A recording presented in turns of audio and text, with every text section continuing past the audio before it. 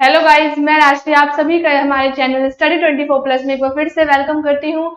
आज मैं आप सभी के सामने मोस्ट इंपोर्टेंट क्वेश्चन लेके आई हूँ और दोस्तों ये वाले क्वेश्चंस कई बार एग्जाम में रिपीट हुए हैं, तो आप सभी हमारे इस चैनल को स्टडी 24+ को सबसे पहले सब्सक्राइब और लाइक और बेल आइकन को क्लिक करना ना भूले। और आज मैं आप सभी को पॉलिटिकल साइंस के वो क्वेश्चंस बताने वाली हूँ जो एग्जाम में कई बार कॉम्पिटिशन लेवल पे भी और एग्जाम में भी कई बार पूछे गए हैं। तो इसी के साथ हम लोग अपना फर्स्ट क्वेश्चन स्टार्ट करते हैं। तो आइए देखते हैं। फर्स्ट क्वेश्चन है हमारा, किस सदन को हाउस ऑफ पीपल भी कहा जाता है? तो आप सभी से पूछा जा रहा है किस सदन को हाउस ऑफ पीपल भी कहा जाता है। तो ऑप्शन आप सभी के सामने है, लोकसभा, राज्यसभा, राष्ट्रपति भवन, नन। तो आप सभी अपना राइट आंसर बताएंगे दोस्तों कि किस सदन को हाउस ऑफ पीपल कहा जाता है। तो आपका राइट आंसर हो जाएगा लोकसभा। लोकसभा को हाउस ऑफ पीपल कहा जाता है। क्या कहा जाता है? तो हाउस ऑफ पीपल। ठीक है, तो इसको आप ध्यान में रखेंगे। ठीक है, आइए इसको थोड़ा जानते हैं। लोकसभा, लोकसभा भारतीय संसद का निचला सदन है। लोकसभा भारतीय संसद का निचला सदन है दोस्तों। भारतीय संसद का ऊपरी सदन राज्यसभा होता है।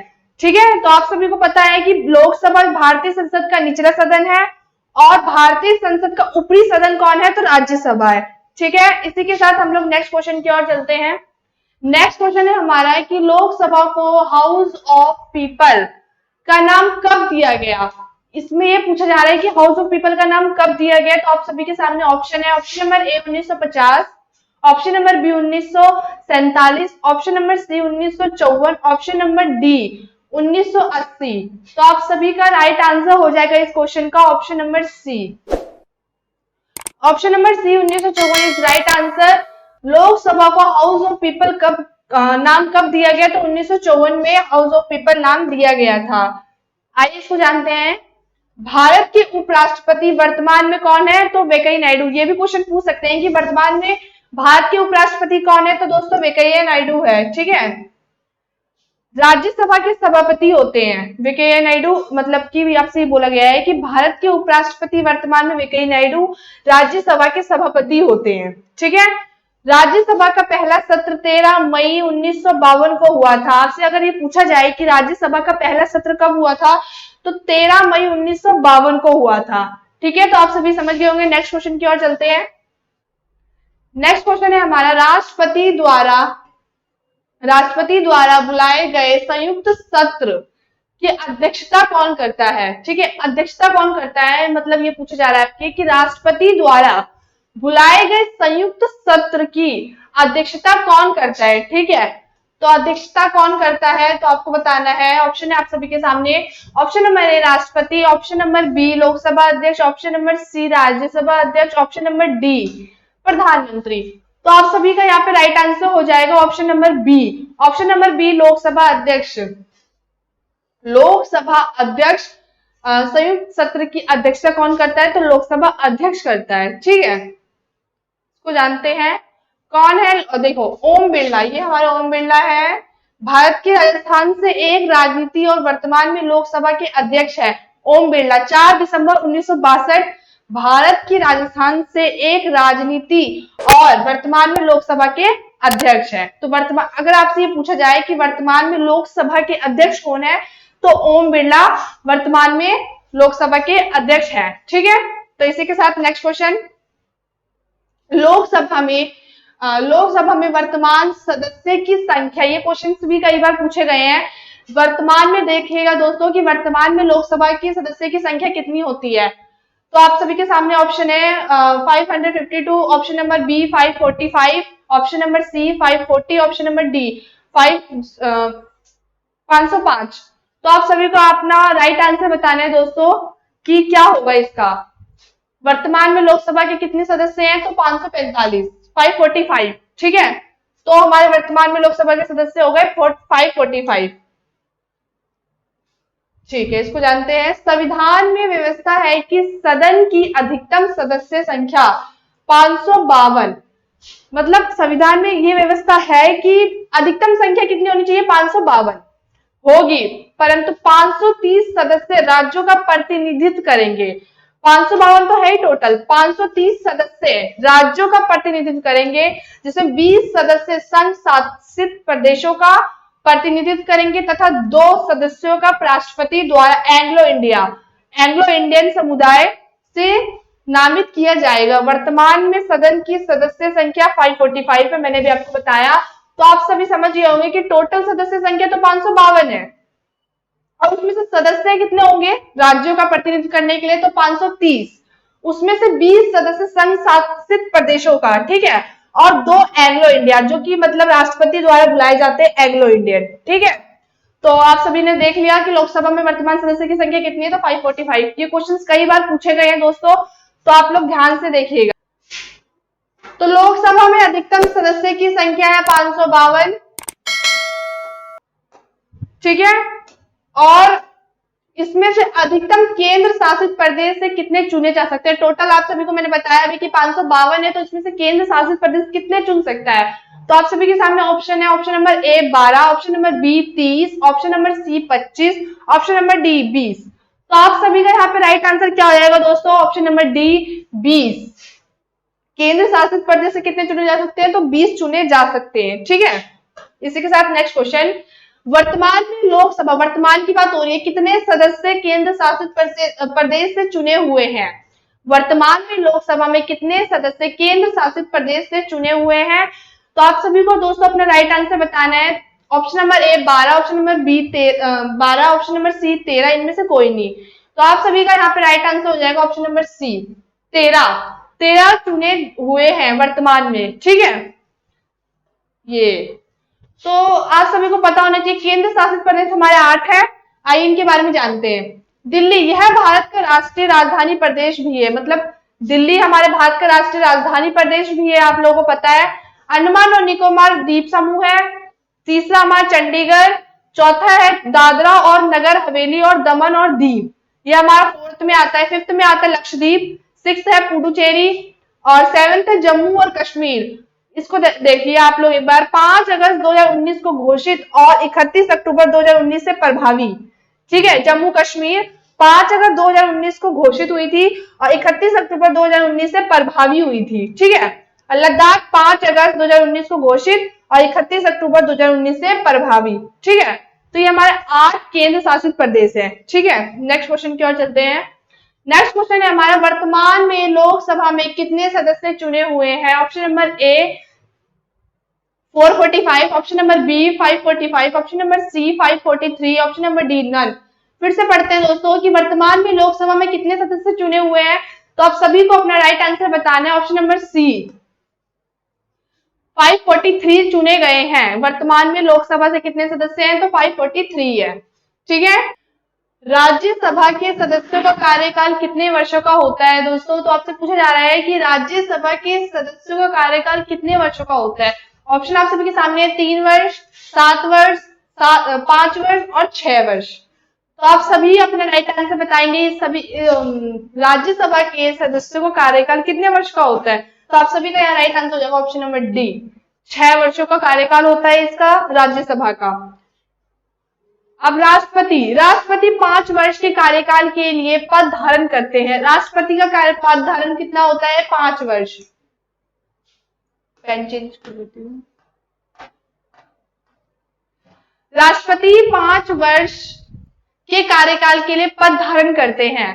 प्रधानमंत्री का एक पूरा कार्यकाल 5 वर्ष होता है, ठीक है। तो आप समझ गए होंगे कि राज्यसभा सदस्यों का कार्यकाल कितने वर्ष होता है। अगर राज्यसभा के सदस्यों का कार्यकाल बोले तो 6 वर्ष, और राष्ट्रपति 5 वर्ष के कार्यकाल के लिए पद धारण करते हैं, और प्रधानमंत्री का एक पूरा कार्यकाल 5 वर्षों का होता है, ठीक है। तो नेक्स्ट क्वेश्चन की ओर चले।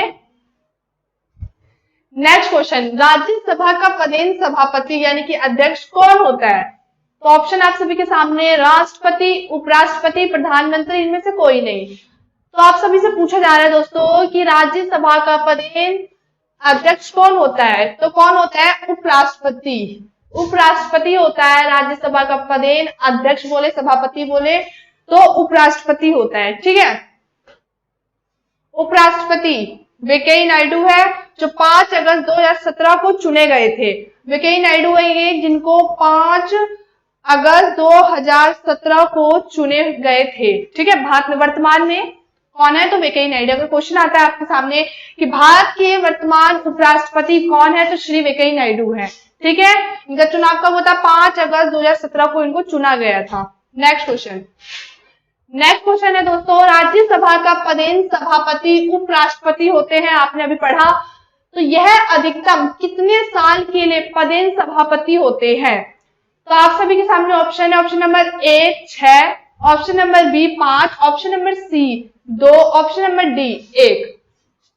तो आप सभी अपना राइट आंसर देखेंगे क्या होगा, तो ऑप्शन नंबर बी इसका राइट आंसर हो जाएगा। ऑप्शन नंबर बी, राज्यसभा का पदेन सभापति उपराष्ट्रपति होता है यानी कि वेंकैया नायडू।